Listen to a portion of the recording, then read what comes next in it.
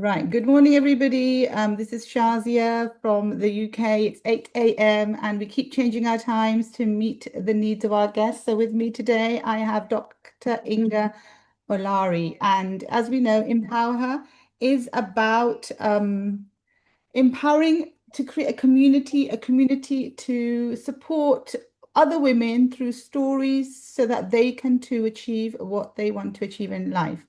I don't want to take the spotlight, so I'm not going to tell too much. I know that you have traveled to get to different parts of the world to achieve what you have achieved. And that's essentially why we collect together to share your story of where your journey started and how Dr. Inga Olari reached where she is today. And so the spotlight is yours, Dr. Inga. Start off by just sharing your journey as to where you started before you became a doctor.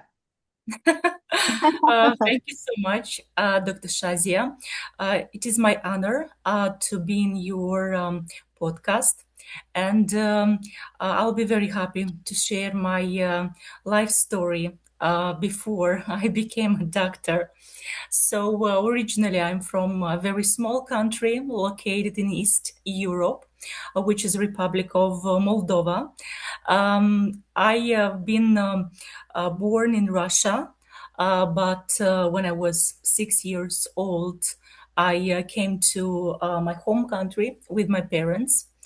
And there I studied at school, university, and then I was very lucky and fortunate to get a governmental scholarship on behalf of South Korea. And that scholarship allowed me to go to South Korea, where I studied for 6 years in a row. It means that I studied Korean language, then I continued with my master degree and PhD in international law at a very big and prestigious university located in the heart of Seoul City, which is called Chungang University, that in translation means Central University of South Korea. Well, after finishing successfully my PhD, I came back to my home country where I worked for a while as an associate lecturer and a project manager for the Chamber of Commerce of Germany to the Republic of Moldova. And after finishing my assignment with the relevant institution, I came to London, United Kingdom, where I worked for corporative sector, and then I decided to came back to academia. So at the moment, I am a program leader in law at School of Law, Regent College London. Also, I'm an associate lecturer with different universities, such as Liverpool Hope University and BAFSPA University. And I'm a registered foreign lawyer in UK. I'm also a lawyer in my home country, but I decided to dedicate my life to academic world where I feel the best. Because I love teaching, managing programs, helping students to achieve success in life, and empower people around me. So basically, this is why we met today in your podcast, and we decided to speak about my career to And become and and a lecturer and that's program what's manager. inspiring for many women because everybody sometimes thinks that you just have to have one path, whereas you can open up the doors to many paths. So tell us, Dr. Inga, when you were making that decision to move from Moldova to Korea, obviously it's a big decision, being a female, sometimes we have that decision making of, oh, how am I going to, live away from all students at that time, living even from another city to a city. Sometimes they find it difficult, moving from one city to another. So when you were making that decision, did you feel anything? I mean, what empowered you to make that decision? Well, achieving my dreams I always wanted to pursue an international career, and I knew that I can do that by going to other countries. So at that time, I got such a fantastic opportunity to go to South Korea, which nowadays is an international country, global country, with marvelous universities, beautiful people, interesting opportunities. And I was not afraid to go so far away because the distance between my home country and South Korea is 12,000 kilometers. Yeah. So it's the other end of the world. And I was very young. I was maybe 22 years old, living in a very small country, post-Soviet Union country, which was not very opened to the world at that time as it is nowadays. I was not a big traveler until that time, but even though I had a very big and strong desire to achieve my dream, to have a global international career, and of course to explore the world, because it was one of my desire to see what happens around my small country, and how can I contribute to the development of the world. So in Korea, I had a beautiful time. I studied with wonderful people who are so nice and also very ambitious like me to become somebody in life. I had wonderful lecturers. And yeah, I was very focused on finishing my PhD and becoming a lecturer, maybe even, who knows, um, an employee at an international organization. And I was actually working for an international organization for 3 years in London, European Bank for Reconstruction and Development.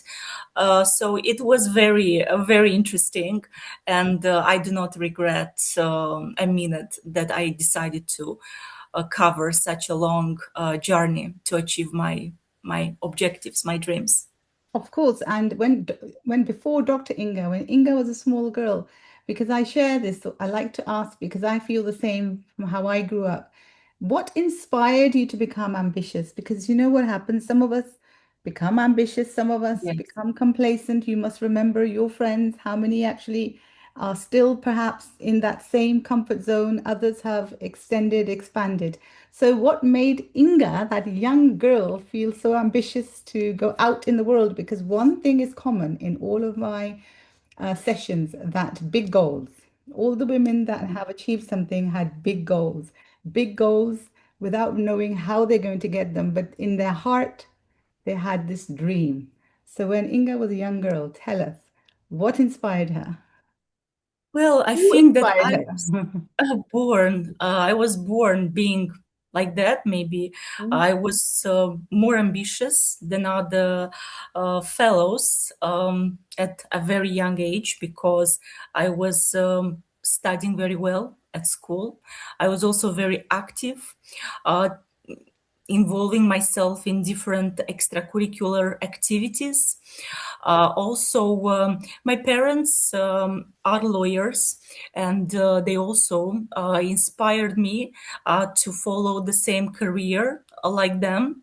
And I think that also their friends, colleagues who are also from the same domain or sphere inspired me as well. So I think that uh, it happened to become a lawyer, not just because I wanted to become a lawyer, but also because of my parents, their friends, and circumstances of life, which contributed to my career development. But I guess that some people are also born ambitious.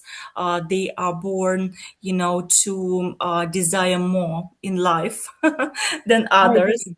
I don't know if this is No, I okay agree. I agree or because I not. believe some people have intrinsic motivation. What you're saying, I super align with that because sometimes you don't have to have, you're still fortunate you had a career driven family in terms of parents. There are many people I meet, even my own experience came from non-ambitious family with non-career oriented parents, if you like. But still I had that intrinsic, internal motivation. So I agree with you that some of us are born to have a bigger purpose, as we call it, in life, having a higher intention of achieving something. And it's when you think like yourself, you take yourself away from your country to other parts of the world to fulfill that desire, that dream, that goal. And that's why it's so important, I think, for everybody to think beyond their territory. The territory has to widen. You have to open your eyes and think beyond what is possible because we only live life once. It's not a rehearsal. This is our only opportunity. So I'm sure it was a amazing experience in Seoul, I'm sure, going to South Korea. So after South Korea, tell us next, because you're not in Moldova right now. You are in London. Yes, I am in London. Well, in London, I live almost for 10 years. I'm about to become a citizen of United Kingdom. I want to develop my career further, working in academic sector, teaching, of course, practicing law as well. I actually like this country very much. I think it gave me a lot of opportunities to develop my career, and I'm very happy. I'm very happy, and I really want to return everything to UK for the kindness and opportunities it gave me. So I'm trying to empower more people like me who came to UK and who want to pursue a career in any sphere, not only academia or law, but also finance, education, or any other area.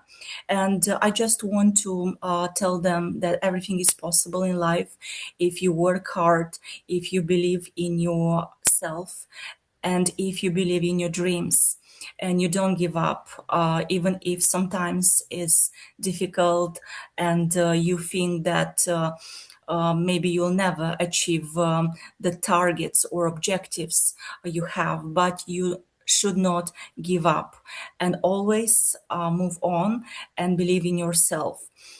In London, at the beginning, I worked for corporate sector, as I said, for a law firm, and then for for the international organization that I mentioned, such as European Bank for Reconstruction and Development. But I felt that this is not really what I want to do in life, so I came back to academia, and I was quite successful in this area because during a very short period of time, I managed to achieve very beautiful successes. I became a program leader, and I managed a lot of university programs with Buckingham University, Leeds Trinity University, BAFSPA University, and at the moment, St. Mary of Twickenham University. I achieved a lot of experience, knowledge, which I can share with other people. And who knows, maybe in the future, I'll be able to develop my own institution in higher education. I don't know what the future can bring to me, but I believe that if you work hard and you believe in yourself, you'll definitely achieve your dreams. The most important is to work and never stop, and everything will be fine. Absolutely. And I totally agree. We always have to have a bigger purpose in life and keep exploring. How do you feel in terms of your inspirations now? The surrounding your inner circle, we call it, your friends. Mhm. Because I personally think that you need to have people around you who further inspire you, who further empower you, who further encourage you to keep stepping up, keep stepping up. So how do you find, in where you are right now? And where would you see Dr. Inga in the next 5 to 10 years? You've already mentioned you're looking to develop an institution, which is great because that's bigger goals. But how do you see, little Inga now, Dr. Inga? What does the next Inga look like? Well, like maybe an academic, of course, teaching law, teaching business, education. Maybe, who knows, as I said, becoming an entrepreneur, because I guess that London is the city of entrepreneurship and a lot of opportunities. Actually, I do have a lot of people who inspire me on a daily basis, such as my family, my husband, my friends who are wonderful. They also work in academia, having different managerial and leadership roles, teaching, law, business, education, and many other different areas. I find inspiration in every person I meet in my life, and I learn a lot from other people. And I think that I am who I am, not only because of my ambitions, goals, or family, but also because of people whom I met in life and who shaped me in a way to become who am I at the moment. I think that this is very important to surround yourself with people who have ambitions, who want to achieve something in life, who work very hard, who are very kind and ready to help you, maybe even sometimes with a piece of advice that can be very helpful and supportive at a particular period of time. Yeah, everything is an inspiration for me. And I think that I became who am I because of my circle of friends and colleagues from workplaces, from yeah, institutions where I studied in London or other countries. So I think that this is what I can say. Inspirations for me. No, no, you're absolutely right. But it does make a difference who your inner circle and outer circle and how you associate with them. I mean, you mentioned education and academia. What advice would you give to other women in terms of their development? Because some of us reach a certain point in our education and we stop and we think, okay, that's fine. But then there's some of us, and I point to myself because even now I am not in my hometown, I'm in a different town, and I'm undergoing another course. And I've moved a little bit away from academia to personal development. So I'm doing the master practitioner in neurolinguistic programming, master hypnosis, and master timeline therapy. And today we have our major breakthrough session as well. But look, I'm still on the call with you because this time was the time before you go into your regent college setting or and start your role as a program leader for law. So what makes this different, in terms of development? What do you would advise other people? How important is it to keep on growing, keep on developing, or should you just reach and stop? Because my view is you have to keep on growing. Absolutely, I agree with you. We always have to grow up from professional point of view, never stop in the development of our career, always looking for opportunities and also people who inspire us. Because, for instance, yourself, Dr. Shazia, inspire me to become an entrepreneur, or other lecturers inspire me to teach and to not give up because teaching is not easy, and it requires a lot of time, effort, and energy. But I think that the sense of life to always move on and develop ourselves, I think that this makes us to feel happy and to never give up. For instance, at the moment, I'm still studying. I'm still doing a lot of things, working in different projects, talking to different people, looking for opportunities always. I think that this makes me to feel to feel good about myself and to wish to move forward with my ambitions, targets, objectives of life. But I think that the secret of success is to never stop and always move on, no matter what, and always look at maybe a crisis of life as to an opportunity that can help you to achieve something more in life than you even dream about. No, I agree. Everybody needs to look at everything with a positive perspective. And what you call opportunities, sometimes people call obstacles. And it's how to learn to flip what you see as a challenge into an opportunity. So even when there are, when COVID came, many people found opportunity, although it was a time of Yes. crisis. We've got, when we had the current geopolitical challenges going on, people found opportunity. And it's that mindset that you need to have is like, okay, this is happening now. How do I make the most of what is happening rather than making it into a negative? And that's what keeps positivity. What about non-academia? Like anything else that inspires Dr. Inga, like music or instruments or arts, or, what else is in your, because we all have to have harmony, a balance that sort of keeps us calm and keeps us energetic and motivated. So, what is that creativity side of yourself? Oh my God, this is a very good question. But honestly speaking, the last 10 years I was very busy with my career goals achievement. And unfortunately, I was quite absent from this area of life. I was very present in arts until I got 30 years old because I was always going to theater, musicals, opera, ballet to enjoy arts because I love it very much. But after that, when I started to develop my career, unfortunately, I had to be absent, from all these events because building up a career is not easy. And unfortunately, it is not only working from 9 to 5, but sometimes working in evenings and weekends as well to manage the volume of work that you've been assigned with, studying as well. Especially when I came to UK, I had to study and to learn more about education, which is quite different from continental Europe or especially Asia or other geographical areas of the world.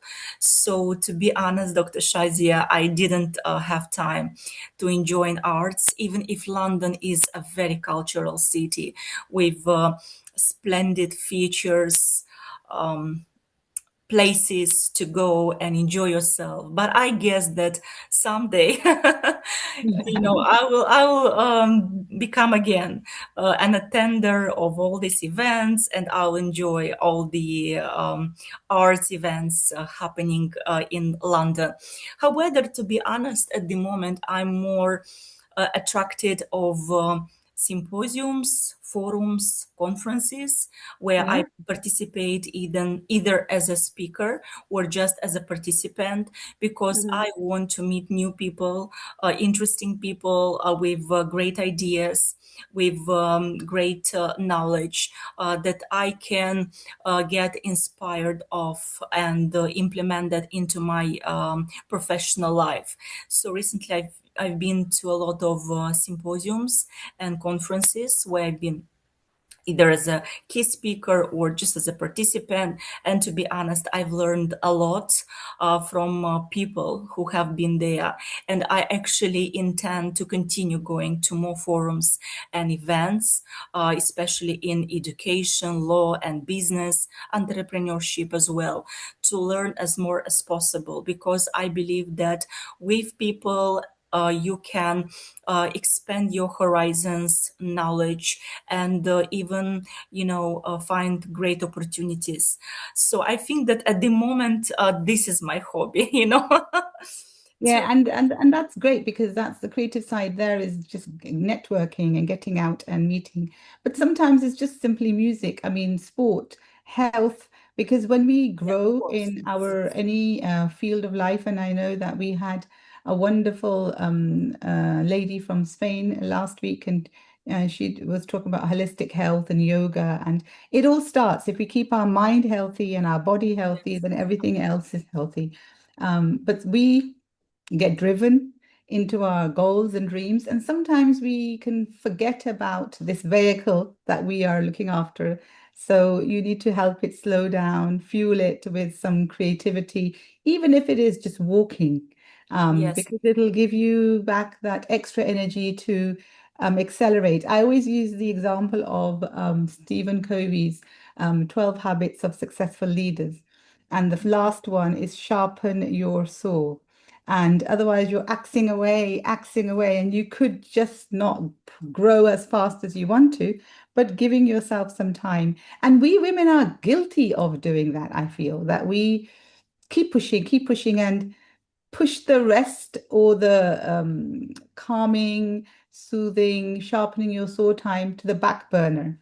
But I think it's you'll see when you start doing that, you'll be growing even faster, because it's the analogy is if you're a woodcutter and you're really, really tired and you're chopping, you're not going to get through the tree. But if you rest and you come back, you'll do it faster. So that's probably something I would put out to all women. Look after yourself. Self-love comes first. When you love yourself, you are able to give back more to the other people. So, in terms of now, where you are in your role as program leader, and you're program leading in law and business, and you're looking to progress into setting up your institute, what is your dream institute? When you think about institution, what is your dream in terms of its purpose and impact?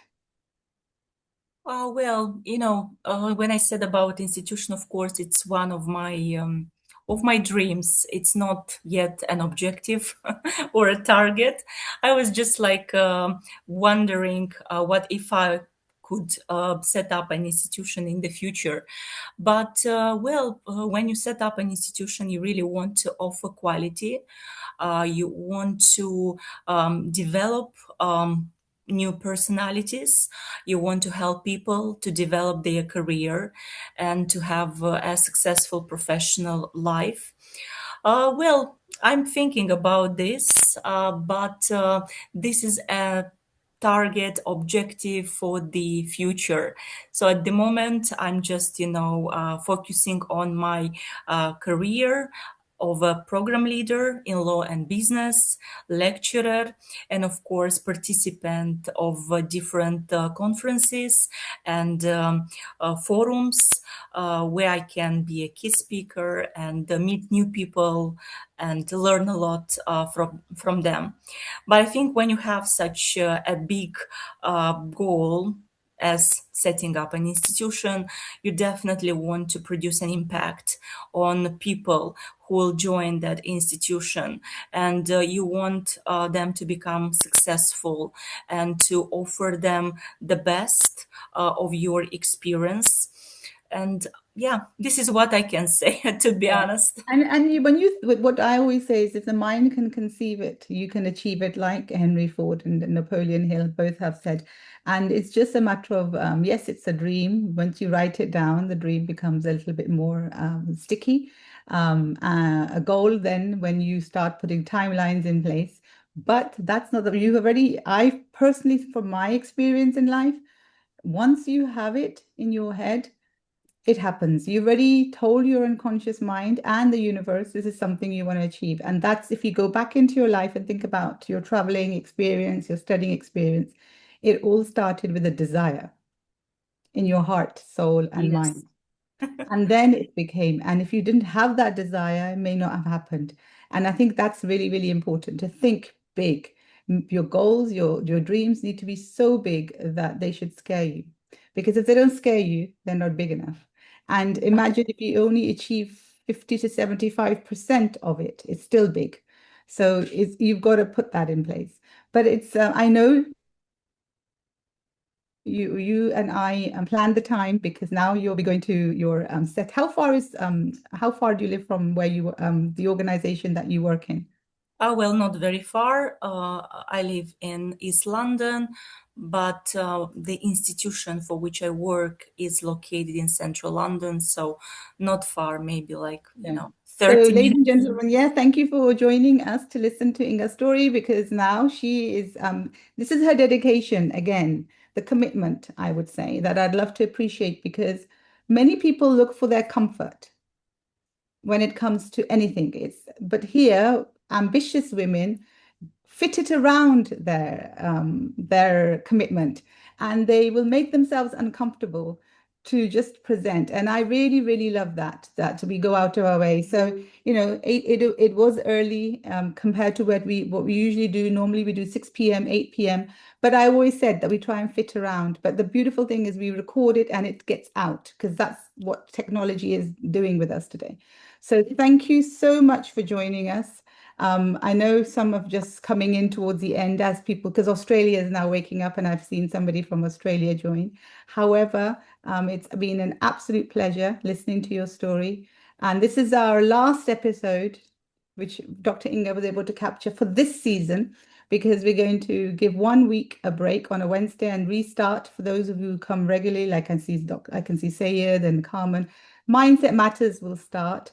And it's very similar. It's inspiration, but it's more less focused on the female side and opening up. I'll have a co-host, Mahir Awad, who is also co-founder of QBN, and that will kick off. And that's another season of interesting conversations, interesting guests, and all about the importance of developing your mindset.